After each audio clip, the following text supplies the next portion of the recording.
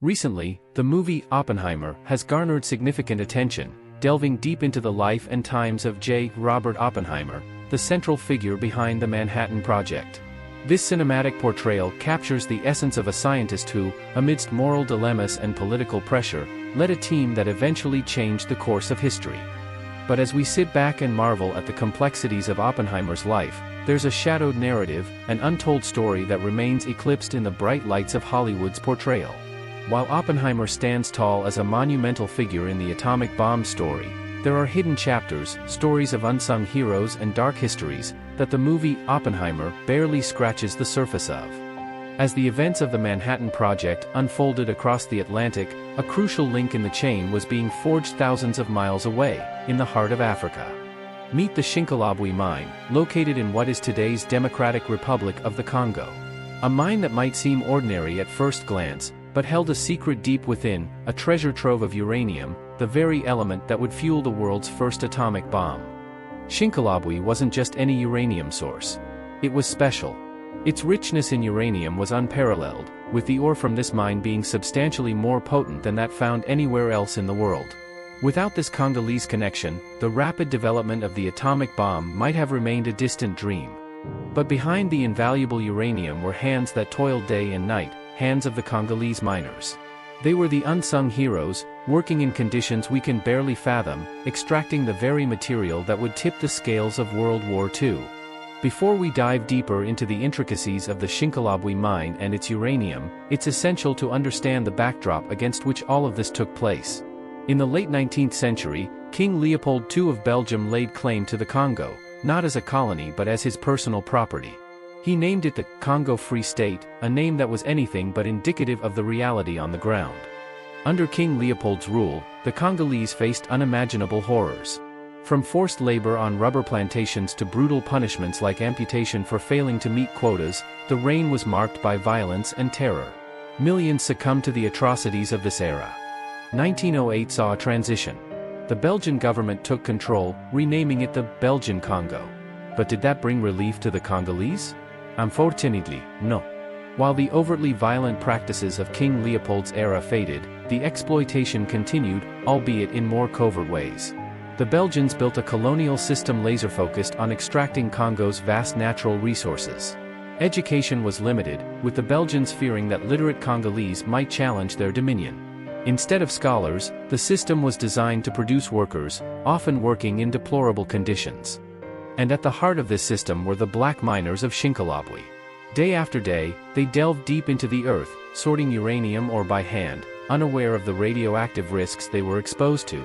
These miners weren't just workers, they were the backbone of the atomic bomb's development, contributing far more than just their labor to the world's most formidable weapon. As World War II raged on, the quest for atomic power became a high-stakes game of secrets and espionage. And at the heart of it all was the Congo and its treasure trove of uranium. America recognized the strategic importance of securing a steady flow of uranium for the Manhattan Project. The Congo, with its rich deposits in the Shinkolobwe mine, became a focal point of their interest. But securing this resource wasn't straightforward.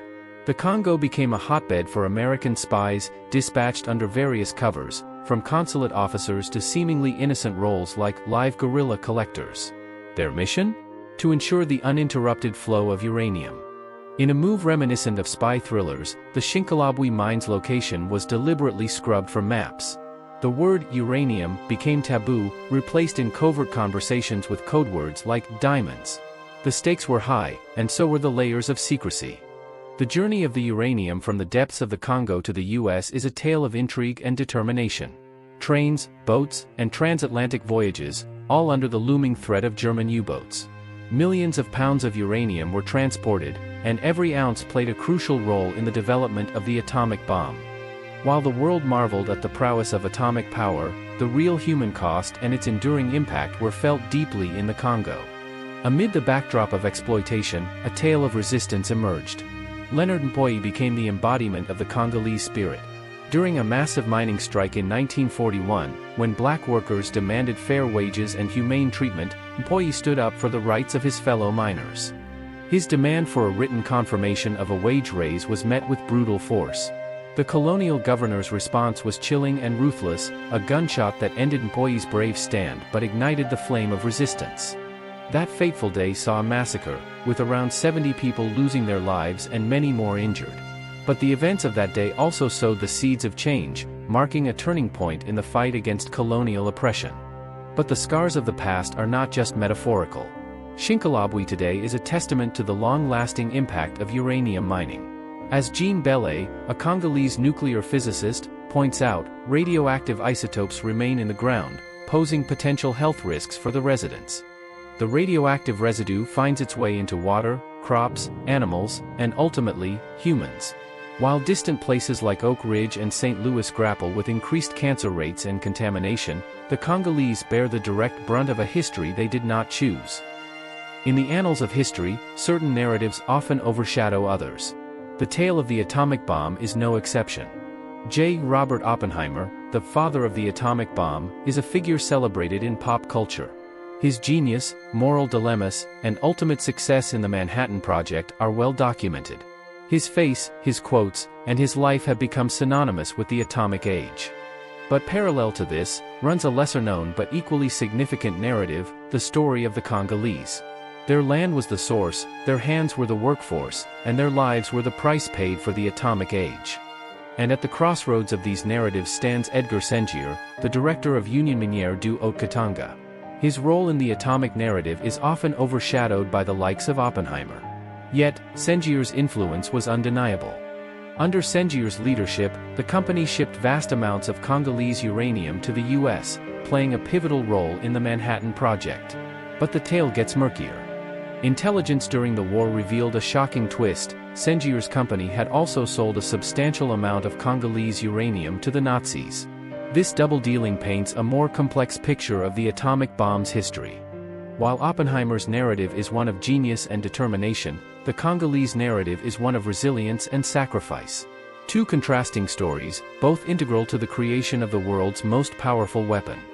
As the curtains close on the tale of the atomic bomb, we're left with a powerful realization: history is multifaceted. While figures like Oppenheimer are rightfully celebrated for their genius and achievements, it's imperative to also turn our gaze towards those who've been overshadowed. The Congolese miners, their families, their land, they too are an indelible part of this narrative. Their sacrifices, their struggles, and their contributions are threads woven into the very fabric of the atomic age. As we delve into history, we must strive for a more comprehensive view, one that recognizes and honors all contributors, especially those who've been marginalized or overlooked. For historians, filmmakers, educators, and storytellers, there lies a responsibility. A responsibility to shed light on these dark histories, to bring forth the untold tales, and to ensure that they, too, find their rightful place in the annals of time. Because, in celebrating our scientific and technological milestones, we must never forget the human stories, the myriad lives, and the collective spirit that made them possible. Only then can we truly appreciate the depth and richness of our shared history.